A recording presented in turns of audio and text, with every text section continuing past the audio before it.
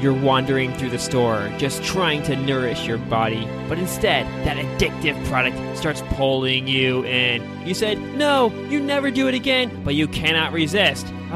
There's something about it. Just looking at it feels so good. Your brain wants to relive those moments of pleasure from the past. Just one more time. This will be the last. But you know you'll do it again. You're no longer free. That thing owns you. How do you overcome these powerful forces and stay true to yourself and your health? This is episode number 6, 10 mental hacks to save you from addictive substances and foods.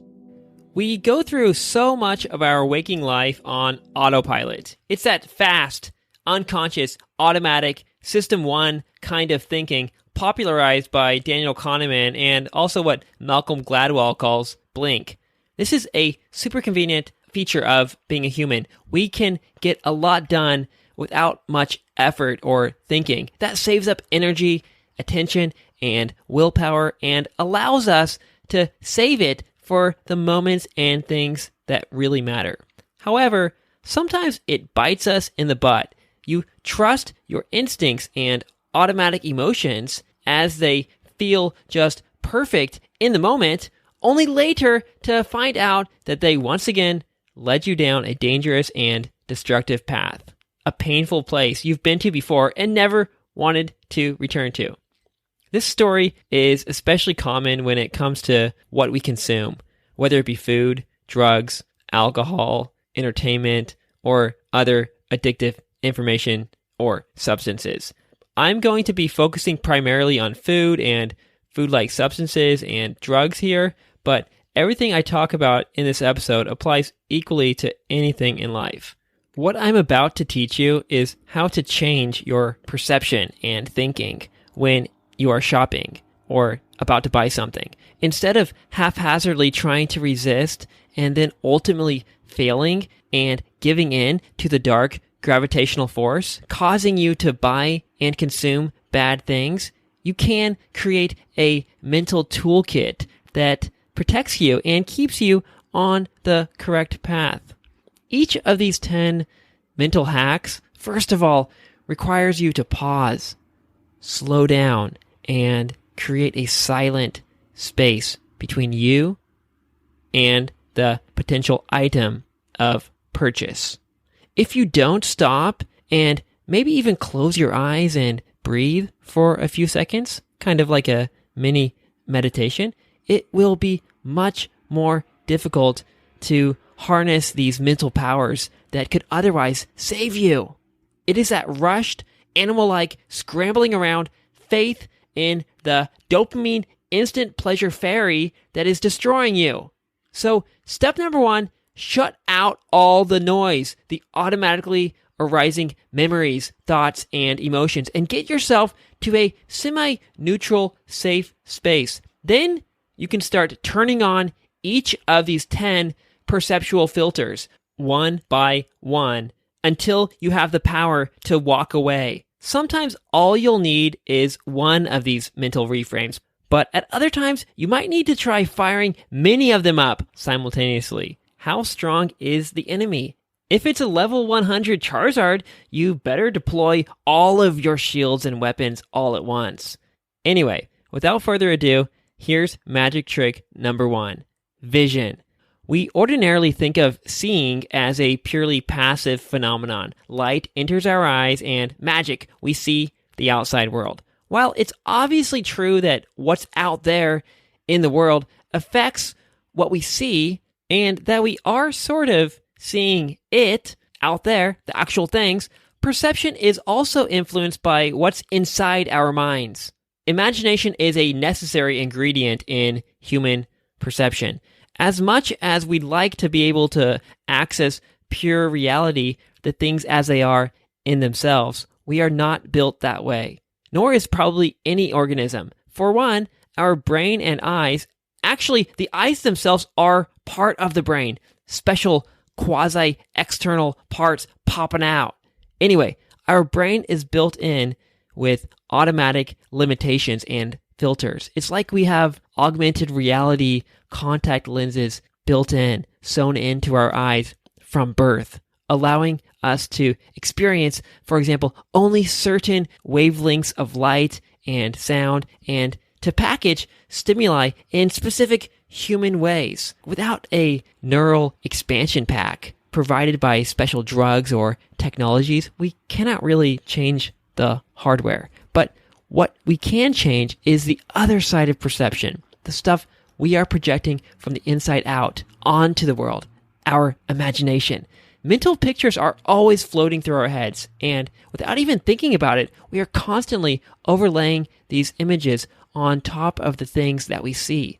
In a way, we are meeting the world halfway there, at the midpoint between our minds and the world itself. For example, when you see an elephant, even though you cannot see all of its legs at once, you still see it as having 4 legs. You nevertheless see the whole animal. When you see a car speeding by, even though it's too fast to see inside the car, you can see the human driving it, along with the seats, steering wheel, and all the rest. Your imagination fills in all the gaps automatically for you, and this happens with everything you see. The raindrops you hear as you lay in bed, you see those raindrops. The footsteps you hear walking down the street, you see that person. The same thing happens when you're walking around the supermarket. Yet it's even worse now because you're not just taking in what nature cleanly prepackaged for you, but what companies and marketing teams, for the purpose of trying to get your money, have created. That real world out there in the aisles is not pure reality. The packages and labels are not as real or objective as you think. They are also a kind of virtual or augmented reality created by corporations. Sure, it's not electronic, but it's old school, paper, plastic-based kind of VR, AR. Food packaging is a relatively new technology, not really emerging until the 1890s. Nutrition labels didn't even exist until the 1990s. Remember, there was also no internet at that time, so getting information about a product was much more difficult. It's like you were buying a mystery package each time, hoping and trusting that the advertisements weren't lying. They were, and we all got played, and we still are. So don't take it all too seriously. Realize that these images are designed with the specific purpose of making you want to buy the item that they are covering up, regardless of what's inside or whether it's good or bad for you. It's a magic trick. Don't let yourself be fooled any longer. In the future, I believe smart glasses will allow us to override the images coming at us from the outside world, to cover up items with digital visual layers of, hopefully, our own choosing. So instead of seeing the packaging and advertising that others want you to see, you can see what you want to see instead. This might be a paid service, a kind of ad-free version of shopping and the world, but it will be available. Imagine walking through the store and with your AR glasses, being able to make that bottle of vodka look like a bottle of barf. That bag of chips, a bag of poo. That broccoli, a 3D multisensory reconstruction of your first kiss. And that celery, lush, beautiful turquoise waters. How much easier would it be to buy the right things and avoid the wrong things if healthiness and vision were synced up and aligned? It might be decades before such technology is adopted, but in the meantime, we have almost equally powerful technology already available, the imagination. So the next time you're at the supermarket, pretend you're already wearing those AR glasses and actively project mental images of things you like or dislike onto the objects around you. When you're standing there in that liquor aisle with that crunched up face, trying to resist, turn on your imagination and project out visualizations of, for example, puke, poison, demons, darkness, or whatever else will make you run for the hills on top of those bottles and cans. So basically, you're creating an extra layer on top of the label that's already there. It's your own visual, virtual, imaginary label. Turn those boxes of snacks hiding sugar and toxic chemicals inside them into boxes of dynamite and disease. Transform the vegetable aisle into a tropical oasis, a luxury resort. Block out the deceptive or underwhelming labels that you see and create your own labels that are more accurate to what's inside. You might need to close your eyes to do this, but with practice and the strengthening of your imagination and visualization muscles, you will be able to do this even with your eyes open. Still, imagination alone may not be enough. That's why I'm giving you another somewhat related mental trick. Here comes number 2, concepts and beliefs. When perceiving the world, we not only take in sensory information and use our own imagination to fill in the gaps, but on top of this, we add in concepts and beliefs. We see each object as something and as belonging to certain categories, being, for example, good or bad, real or fake, this or that. We inherently judge and categorize things. Much of this is done automatically based on things such as culture and our past experiences, but it doesn't have to be that way. You can repackage reality. You can change your beliefs by, of course, reading books, listening to podcasts, taking classes, having new experiences, and education in general. And while that is the overall best strategy, it takes time, continuous action, and patience. For the time being, it would be useful to be able to just consciously choose which concepts and beliefs you attach to which things. The key word here is conscious, and that's really the only way you're going to be able to skip the line and short-term hack the long education experience process and get some immediate results. You'll kind of be lying to yourself, and it will feel a bit uncomfortable, but it's like that fake it till you make it thing. And in the process of faking it, you might actually believe it and thereby change your behavior. It's better to be fake, or a better word here is imaginative, for a few minutes than sick and addicted. Let's look at some examples. Normally, you categorize only certain items as food. You apply the concept of food to things like fruits, vegetables, and all the other ordinarily eaten items such as snacks, fast food, and everything. You believe that these are things that can be eaten. Here's where the trick comes into play. You can tell yourself that items X, Y, and Z are not food, not edible. Instead of categorizing, say, cereal as food, you can categorize it as dog food or packaging material. Mentally send them to Office Depot or wherever. You can categorize beer and liquor as cleaning supplies and donuts as Christmas decorations or baby frisbees. Make it as silly as you want and allow yourself to believe in and live in your new fictional world for as long as it takes for you to calm down and make the right decision. Even better, combine this with the visual overlay from hack number 1, and especially if repeated enough over time, you will find it easier not to crave those dangerous things. But why not engage even more of our senses, making those items appear even more visceral and disgusting? Hack number 3, smell. Oh, we are hardwired to be disgusted by and escape from bad smells. Obviously, they represent death, decay, and disease, and we want to live, and we want to multiply. Smells can be deceiving, though, and we forget this fact, but they can and do change over time. So while those burgers and french fries smell so good before you eat them, just imagine what they smell like when they're rotting and fermenting inside of you. Sorry to ruin your Happy Meal there, buddy, but you need to become more skeptical and clever when it comes to smells. While generally speaking in the natural world, good smells come from healthy things and bad smells come from unhealthy ones, that logic is all thrown out the window when it comes to man-made foods. Teams of scientists working for these food and drink corporations design food to look, taste, and smell amazing, to cover up the nastiness inside and trick your mind into thinking that these things are safe to eat. Those smells are very often false promises, though. Tantalizing scents leading you into the witch's candy house, like in Hansel and Gretel. When it comes to processed, man-made things, even with beauty products like lotions, shampoos, and perfume, never trust the smell. It is usually a red herring, something to lead you off track, sometimes in a very dangerous direction. Smells are so powerful, though, that they are etched deeply into our memories, and we can recall them and almost relive them at will. Imagine right now the smell of a rose, a Christmas tree, an ocean breeze, your lover's hair. It smells so real, doesn't it?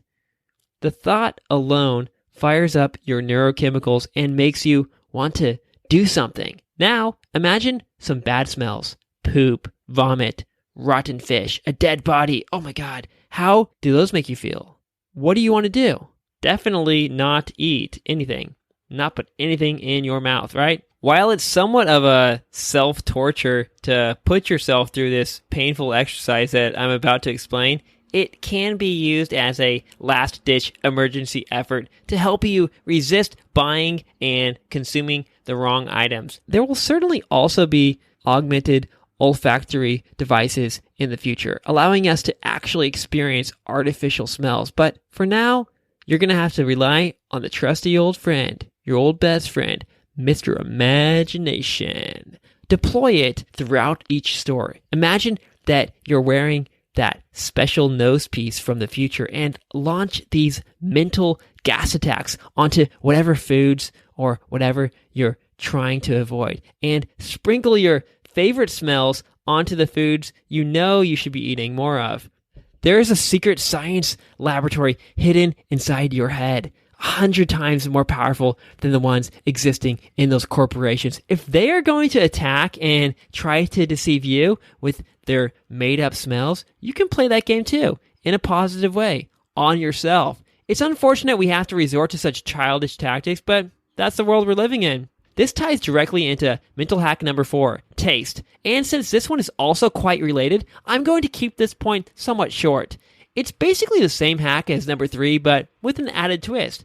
When you taste something, you're basically also forced to smell it, so it's doubly potent. Double prizes. God, just imagine all those horrible items from the previous exercise, and don't do this, but imagine them in your mouth, on your tongue.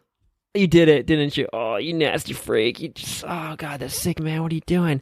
All you need to do is not that, but simply imagine the taste of other things that you probably don't want to eat, such as soap, cockroaches, styrofoam, or your grandma's expired casserole. Put in your virtual mouthpiece and taste some of these flavors. Gag on them whenever any tempting but harmful food or beverage or substance is thrown in front of you.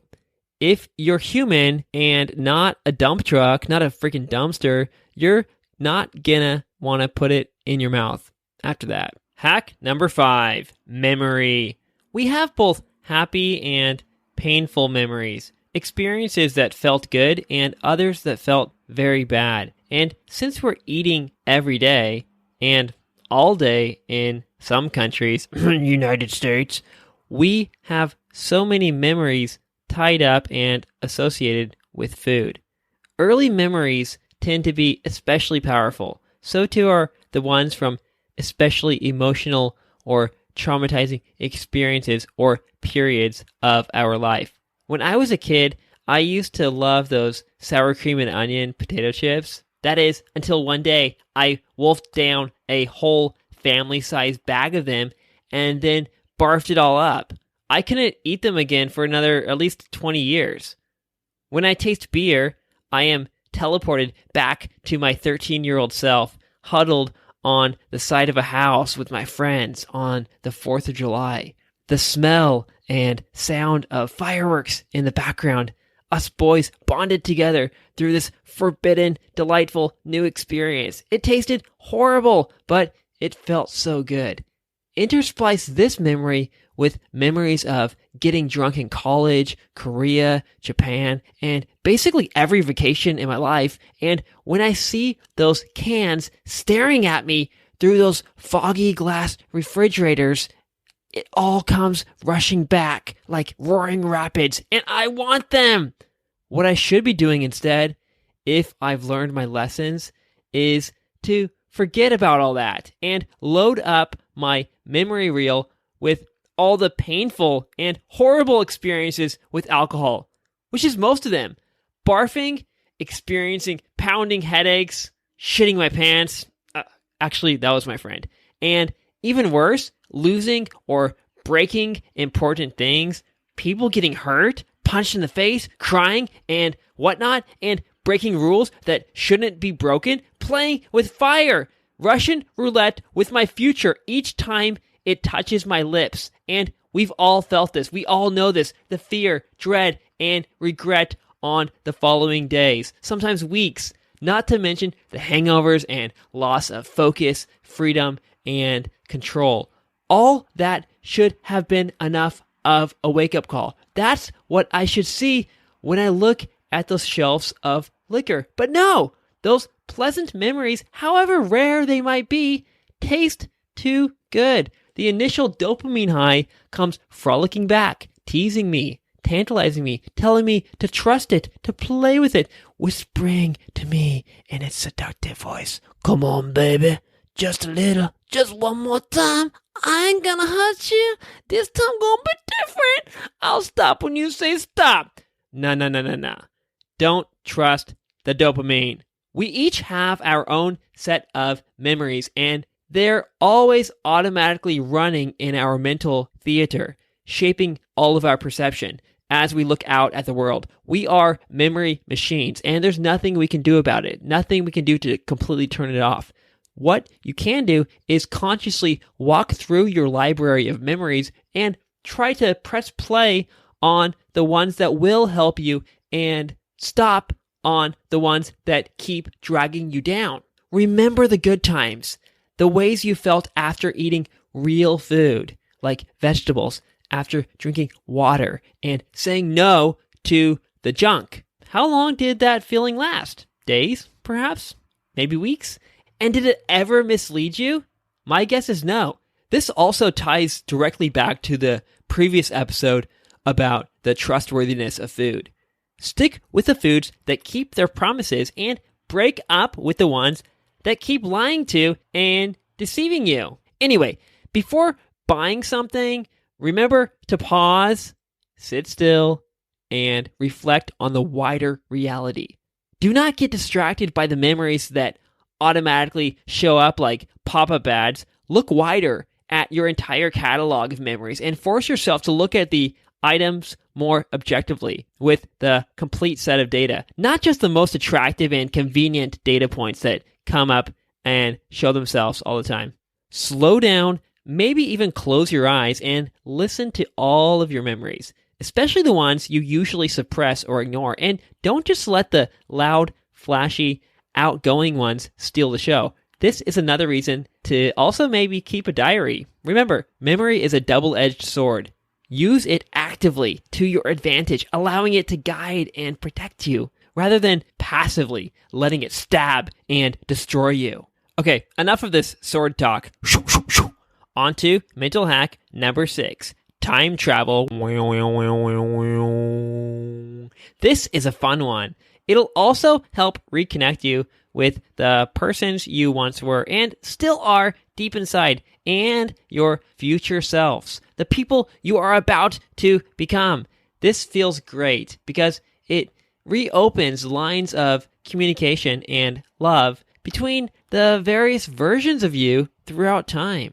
By zooming in and out between the past, present, and future, and looking at, meeting with, and taking care of the you that is there at each point in time, you are paradoxically able to both lose your sense of self and merge with your larger, non-temporal, non-ego-based self. You are also able to act more intelligently and in ways that serve you long-term, saving you from becoming too myopic, so focused on feeling good right now that you sacrifice and forget about your future and past selves, forcing them to suffer the consequences and pay the ultimate bill.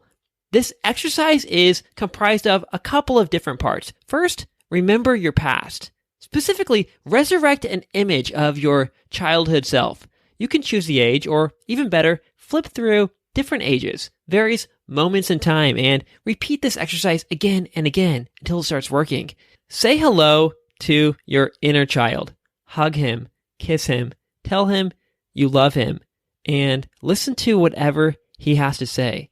And then, once that's all finished, imagine it's now time to eat together, eat dinner or lunch together. And you, the adult, time traveling from and transporting food from the future, get to decide what that child eats. And let's say he will eat whatever you give him, which is whatever you are going to eat now in the present moment. Ask yourself, would you feed that item to yourself as a child, much less any child, with full knowledge of how it's going to affect his development, feelings, actions, and overall future?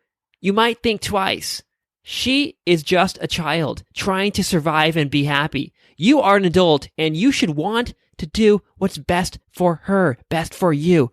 What you eat, she eats. If you wouldn't give it to her, don't give it to yourself. And vice versa. What do you wish you ate more of as a child? Eat that now. Also, ask your inner child what he wants to be when he grows up. You might still want to be that now, but have only forgotten. Remember your deep childhood dreams and make sure that your actions, including your consumption choices, are in alignment with reaching them. The past is the past, you might tell yourself, and this is all just spiritual woo-woo. If that's the case, and you don't want to do this, you're missing out. But even then, you cannot deny that your present actions do affect your future. So part 2 of this exercise is to imagine that future self. For the strongest effect, imagine yourself really old, like being 85 or 90 or older. Imagine yourself frail, sick, and lonely, eating what you are about to consume here in the present. How does that make you feel?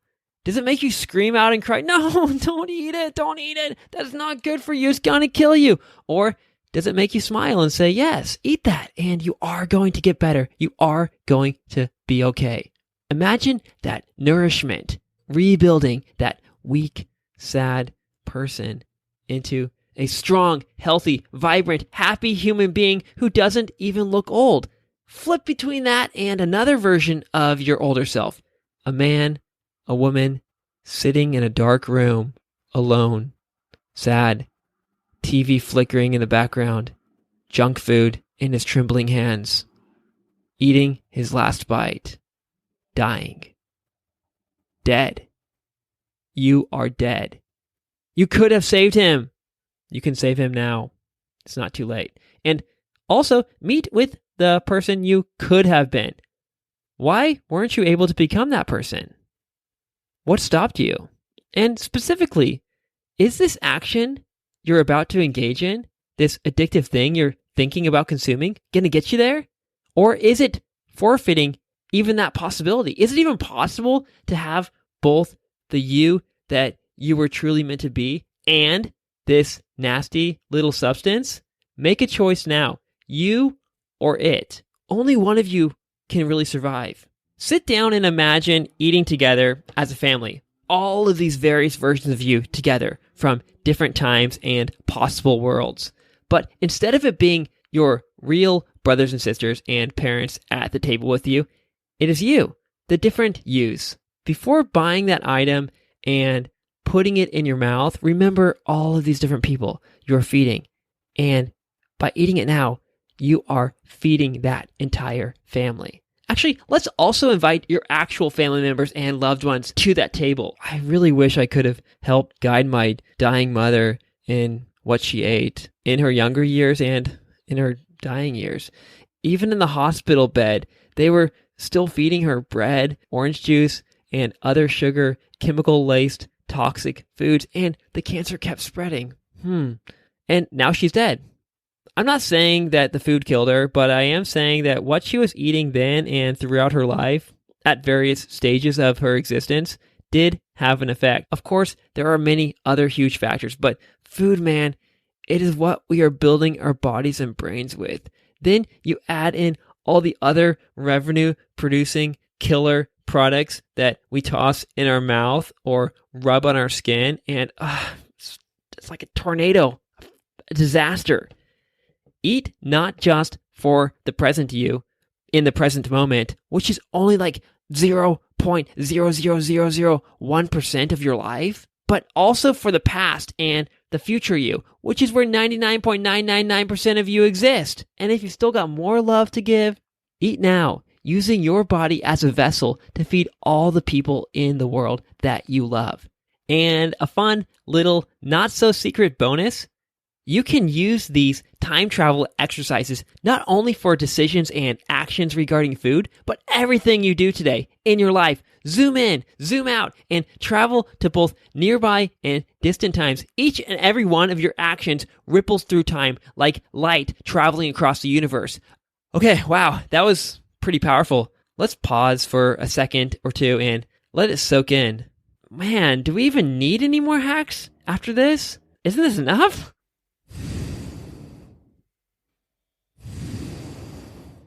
Okay, just in case you want more, I'll keep plunging forward. Here it is, number 7, emotion.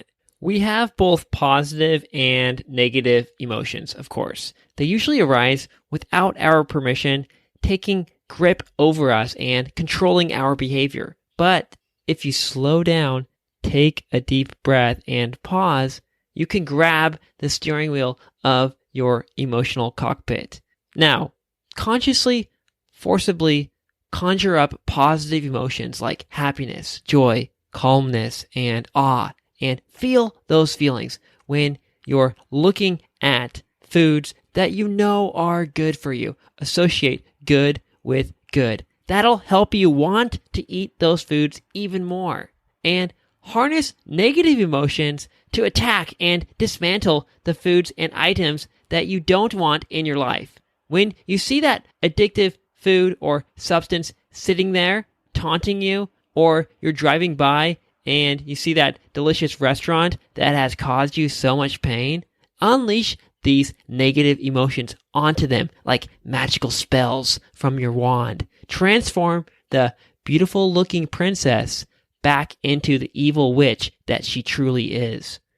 I don't want to promote negative emotions, but they're there, whether we like it or not. So we might as well use them for beneficial purposes.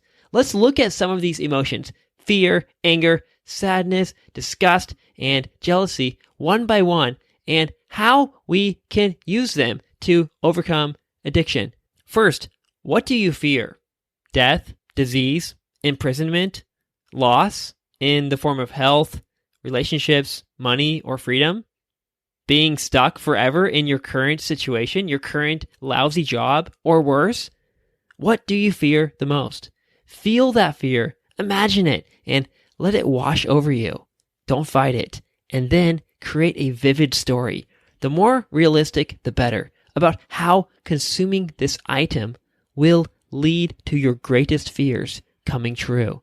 Imagine yourself with that cancer diagnosis, or sitting in that prison cell, or suffering in the worst imaginable way. This is very easy to imagine in connection with drugs and substances like alcohol, but with a couple of mental leaps, it's quite easy to imagine even with all the other obvious addictive, unhealthy foods and products out there. Be thankful that you are still safe and okay right now, that it's not too late, that you still have a chance to turn it all around. One day, if you keep it up and continue this reckless consumption, you won't. And you'll wish so desperately that you could have gone back in time just for a moment, like where you are right now, and stopped yourself. But that chance isn't always going to be there. So here, now, is your chance to do it. Here, now, is your chance to save yourself. Now flip on your sadness switch. Imagine someone you love, for example, being treated unfairly, unjustly, experiencing extreme sadness and pain. For me, it's super easy right now. I imagine my mom, her crying face that looks like my crying face, suffering and dying. I especially think of my brother, though. Homeless, alone, getting tossed around, locked up and abused, freedom gone. not even having full control over his own brain and body. I see him as a little boy, us growing up together, us sharing a room, and all those years, both of us just wanting to be loved, to be seen, to be hugged, just once.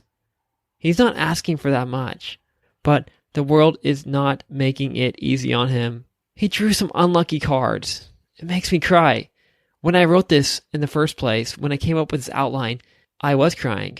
And such tears instantly drown out any desire for me to go out drinking or slam through pepperoni pizza or whatever other addictive freedom-sucking thing is coming at me. Wherever he is, whatever pain and loneliness he's feeling right now, he is not alone. I am with him in my every action, even if only through my imagination.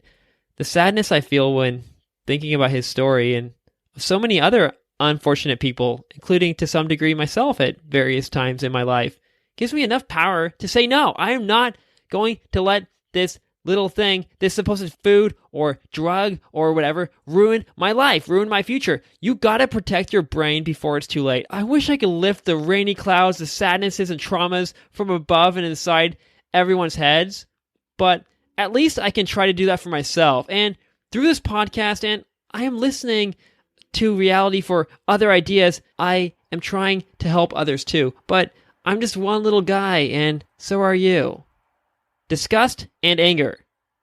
That's what I feel towards a society that treats humans in such a way, and companies that use us up like rolls of toilet paper and then set us on fire, transforming our misery into their gold. It's what I feel when I see people walking down the street smoking cigarettes in my face, when I hear loud motorcycles flagrantly driving by in the middle of the night, waking me up, or knock, knock, knock, salesman banging on my door. These are minor things compared to the larger structural problems in society, the faulty justice, healthcare, and education systems, for example. But still, there are so many disgusting things in this world, things that cause you anger, even though you know it's not good for you and you want to be a better, more level-headed, reasonable human being. Anyway, you have your list. Use that anger or sense of disgust, big or small, and direct it towards each of those addictive items that are out to harm you. Look deeply into it, at its ingredients, history, the whole manufacturing process, and the way it makes you feel, and that collection of thoughts alone might stir up feelings of disgust and anger in you. If not, just paint such emotions derived from other areas of your life, paint them onto those items that you know you don't want. You can take that anger towards your father and paint it onto that box of cookies. The disgust you feel towards unjust mass pain-producing systems, and splash it all over the bottle of soda or vodka. If you consume that item, imagine you are consuming those objects of anger and disgust. Yuck. Oh no thanks. Lastly, let's look at jealousy. Obviously, you don't want to be jealous, but sometimes it sets a fire under your butt and forces you into action. Maybe there's that friend you're jealous of who has a better job and is making more money, rubbing it in your face. Or that coworker with the perfect body, or that dude who keeps getting what you want so badly, but you never get. Take that jealousy and use it to motivate you to take even better care of your health. See foods and consumable substances not just as instant pleasure and entertainment, but as tools and materials for building a better you, one that has excelled far beyond these people you are secretly now admiring, and one that is truly worthy of your jealousy. But it's you, the future you, so no need to be jealous. Remember that if you consume the wrong things, they are only going to put you in a worse off state, making you even less successful and further from your goal, causing even more jealousy and envy to boil up inside you. Also, do what Dr. Amen suggests. Have brain envy. Care deeply about the health of your brain. Instead of comparing yourself with others in terms of superficial things like wealth, status, material possessions, and random achievements, focus your attention on making your brain better. And the good news, this is not a zero-sum game.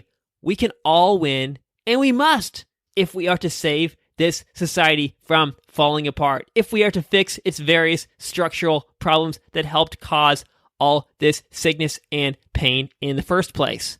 Mental hack number 8, business. These days, a lot of people are investing in the stock market, which allows you to put your hard-earned money on which companies you think will succeed. Ideally, you'd also be putting your money into companies that are making people's lives better, or at least not actively damaging them. So when you're picking out what foods to eat or what products to buy, here's something you can do to help motivate you to make the right choice. Don't just focus on how it will make you feel, but think about the company and industry itself. Is it one that you want to be supporting? By purchasing that item or injecting that thing into your body, you are basically investing in that company and donating to the people and processes behind it. Is that helping build your best vision of the future? Do you want to live in a world where such companies and cultures exist? Vote with your dollars. Treat your purchasing behavior like it's a vote or investment. That'll help push you further towards the overall good things and away from the bad ones, helping create a better future for both yourself and the world. Okay, we just got a couple more. Here's number 9, beauty. I see you girls perking your ears up, but we all want to look better, and there's no shame in that. By looking good, you'll also feel better, and people will treat you better. Your outward appearance is largely a reflection of what's going on inside of you on the deepest microscopic levels. When you're healthy on the inside, that'll reflect itself on the outside, within certain limits, of course. We can't exactly change our bone structure or height after a certain age, but we can change and upgrade things like our skin, hair, muscles, fat, energy, overall radiance, and emotional expressiveness. By changing these kinds of factors by what you eat and consume and don't consume, you can totally transform yourself into either a beauty or a beast. Just look at the meth addicts versus the vegetarians. And many of you probably already do this, but before you buy something, ask yourself, how is consuming this going to make me look? Maybe you don't know the answer, but your intuition and imagination will be a pretty good guide. How do you think that bag of potato chips is going to make you look? It's going to make you look like a big bag of potato chips, all oddly shaped, greasy, flaky, and dried out. What about that avocado? Heck, you could probably rub it right on your skin and you'd be okay. And like I've mentioned in a previous episode, that's another test you can run. In case you're not sure, ask yourself, 1, would you put it on your skin? And 2, would you put it in your mouth? If you can't answer yes to both of these questions, then it probably belongs neither on your skin or in your body. There's already enough hard evidence from research and experience for you to know which foods are basically going to make you look good and which ones are going to make you look old and ugly. You can look old or young at any age, but that largely depends on your decisions and actions. So just stay conscious of how foods and things are affecting your appearance. Before you put something in your shopping cart, make sure it passes the beauty test. Is the instant pleasure it will give you now worth all the future prices you'll have to pay on both the inside and outside in the future? Create in your mind's eye a vivid image of how it's going to make you look, and if you still want to buy it and use it, go right ahead. Finally, mental hack number 10, identity. Whoa, getting deep. But how you see yourself and who you think you are is one of the most powerful things. It's like the operating system underneath your hood, affecting all of the different applications in your life. So if you can change your self-image, you can change many of your decisions and actions. And vice versa. By changing your actions, you can change your self-image. This is getting to the heart of things, the heart of the matter, the one key that rules them all. You don't need to do a total rehaul on your entire identity, though. You're not becoming a monk or a prisoner or soldier, though I guess you can if you want to go to such extremes. That's the hardcore version of this. Instead, let's do it a bit more slowly, gently, one piece at a time. All you really got to do is ask yourself a couple of simple questions. Is consuming this item in alignment with who I am and what I stand for? Is the momentary pleasure of this little thing worth all the cognitive dissonance and self-hatred I'm going to experience later on? We feel happiest when we live in congruence with our image of ourselves, when we have integrity. The worst feeling in the world is when you know you are living a lie, yet still cannot control and stop yourself. Identify the lie or false action before it occurs and stop it in its tracks. Keep your identity strong and intact over time by continuing to consume more of the things that match who you are and are trying to become, and fewer of the things that are doing the opposite.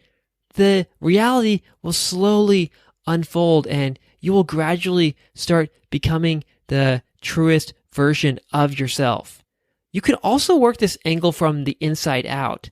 Proclaim new statements of identity to yourself, defining who you are, saying things like, I don't drink alcohol. I don't eat anything containing vegetable oil. I don't drink coffee after 12 p.m. I don't do drugs.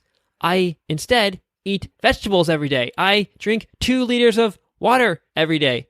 Then, when the tempting options present themselves to you, they won't even be options.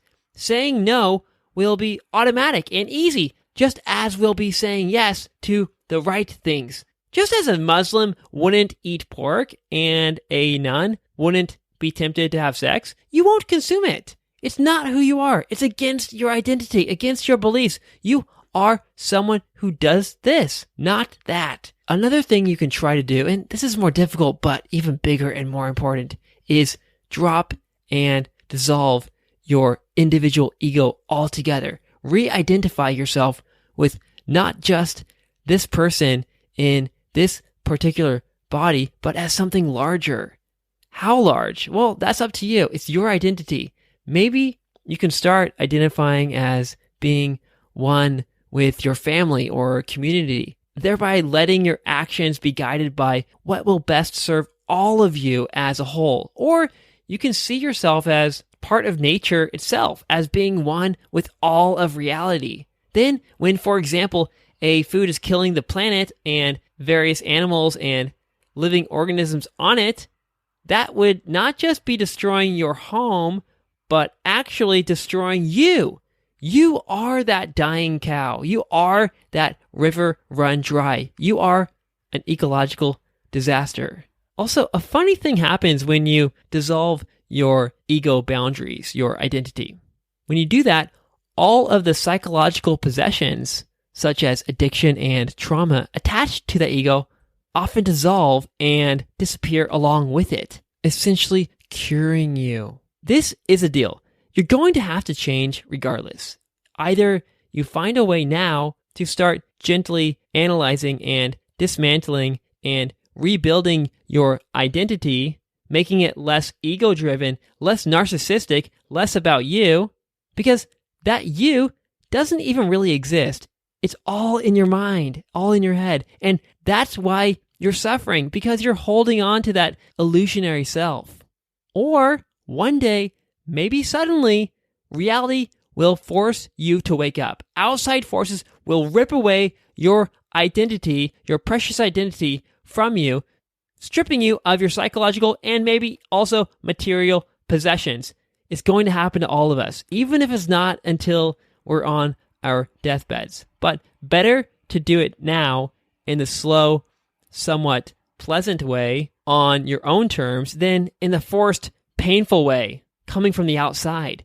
It's a miracle how powerful mindset is. It's amazing that we can consciously, in this almost fake it till you make it kind of way, change our perception, both of reality and ourselves. There is a bit of madness or insanity to some of these exercises that I've come up with, I know. But sometimes you gotta get a little delusional and resort to such unconventional tactics if you want to make your life more unconventional and great. If you don't change your perception, it'll take you longer to change your actions. Of course, in the meantime, while using these short-term quick hacks, which are like life rafts or pepper spray, protecting you from immediate danger and lifting you temporarily up to safety, You should also be playing the slow game of repeated action, creating your art, staying curious, learning, building new skills, having new experiences, sitting in silence and meditation, reducing consumption overall and increasing production, and deepening your relationship with conversation with nature and the larger reality. You can pick and choose from this list of tools that I provided, or stack many or all of them on top of each other, like a 10-layered shield. Make a fun game out of it. Get silly and creative. Think of it as a chance not only to enhance your willpower and decision-making powers, but to exercise and strengthen your imagination and creativity.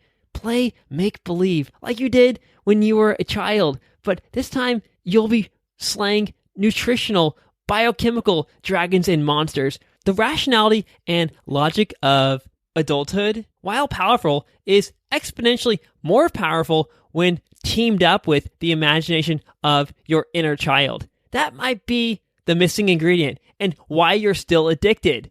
Maybe all you needed was that long-lost magic.